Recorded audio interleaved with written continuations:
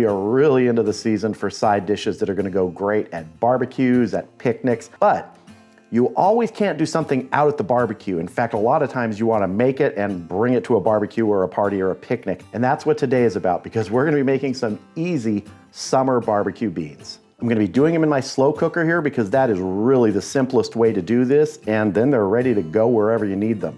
Our first ingredient is gonna be 2 pounds of pinto beans. Now I soaked these overnight and drained the liquid. We're gonna get these into our slow cooker. Next up is about half of a large red onion that I've done a pretty good chop on. Now I'm gonna add 3 cloves of garlic that I've sliced fairly thin. 2 teaspoons of kosher salt. 2 teaspoons of a coarsely ground black pepper. 1 teaspoon of red pepper flakes. You could leave these out if you don't want any spice in here. Now for the easy part, we're gonna be using just regular old bottled barbecue sauce, 2 18-ounce bottles. I've got 1 Sweet Baby Ray's and 1 Kraft. You don't need to spend a lot of money on this. You can if you want, but really just basic barbecue sauce is gonna work fine. If you wanna go and make it from scratch, be my guest. I've done that before, but this is about an easy summer barbecue bean recipe. This is all going in here. And this is a perfect thing if you have a favorite barbecue sauce you like, use that. Next up, just to get us going, I'm starting with a cup of vegetable stock. Now, you could use chicken stock, beef stock, but I really like using vegetable stock here. If we need to add more, we will, and we probably will. Now I want to mix this together before we add our final ingredient and adjust for the amount of liquid.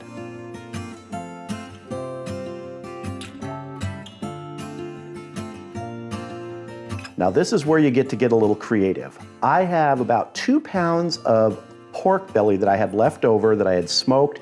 I froze it and vacuum sealed it. I'm gonna be adding this to here. Now you could add bacon if you want, or let's say you have leftover pulled pork or leftover brisket, anything like that where you're gonna get some of that meaty flavor in there and also bring some smokiness, especially if you've smoked that meat. That's gonna get transferred into the beans. And these pieces are still frozen going in here and that works just fine. Just gonna work these down in here a little bit. Now we're gonna adjust our amount of liquid here. I'm gonna start pouring in some vegetable stock, and I'm gonna stop when I start seeing that liquid come up through the beans. More liquid is gonna come out of these ingredients, so we don't wanna overfill it at this point. Give it a stir here.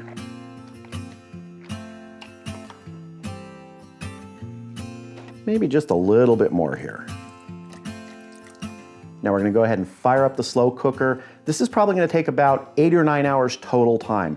The first 2 hours I'm gonna do on high, and then after that I'm gonna turn it down to low for the remainder of the time. But kind of like when you're doing brisket or anything like that, it's really about the tenderness of the beans and the flavor of everything. But really it's about that tenderness. When those beans are ready, you'll know you're done. So let's fire this up.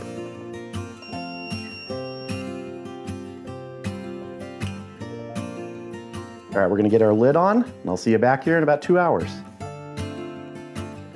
All right, our beans have been going for 2 hours. I just turned it down to low. Let's go ahead and take a look. Ah, there we go. Let's give it a good stir here. And one of the ways you can tell when it's done, even though this is far from done, you can actually take the spoon and press the beans against the side of the slow cooker here.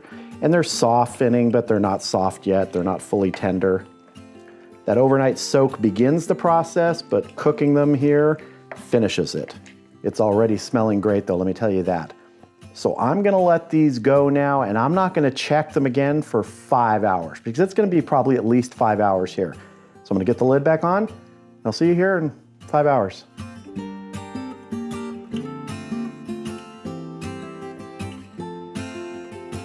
All right, we've been going 5 hours at low after 2 hours at high, and I'm gonna go ahead and check this now.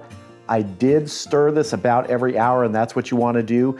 And if at any time you feel that the liquid level has dropped too much, add a little bit more vegetable stock or chicken broth or whatever you're using, even just plain water, just to bring that liquid level back up to the top of the beans. But let's take a look and see how we're doing.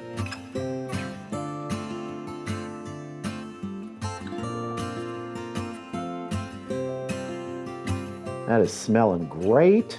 So let's go ahead and give these another stir here, and we're gonna kind of feel the beans. And honestly, just from stirring them, I can feel they're softer, but they are not tender enough yet.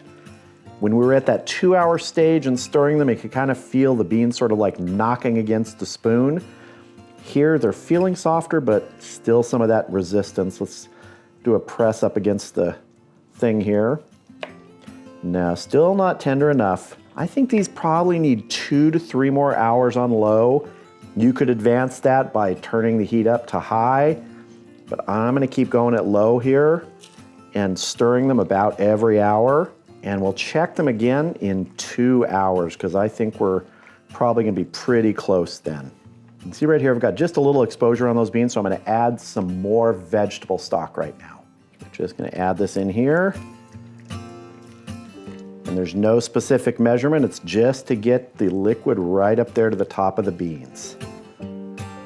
All right, we're gonna go ahead and get the lid back on, and we're gonna check these again in 2 hours, and I think they'll be pretty close then, if not done. All right, we've been going a total of 9 hours now. 2 hours on high, 5 hours on low, and another 2 hours on low. So let's check our beans and see if we're tender and if we're ready. But I can tell you right now, they're smelling fantastic.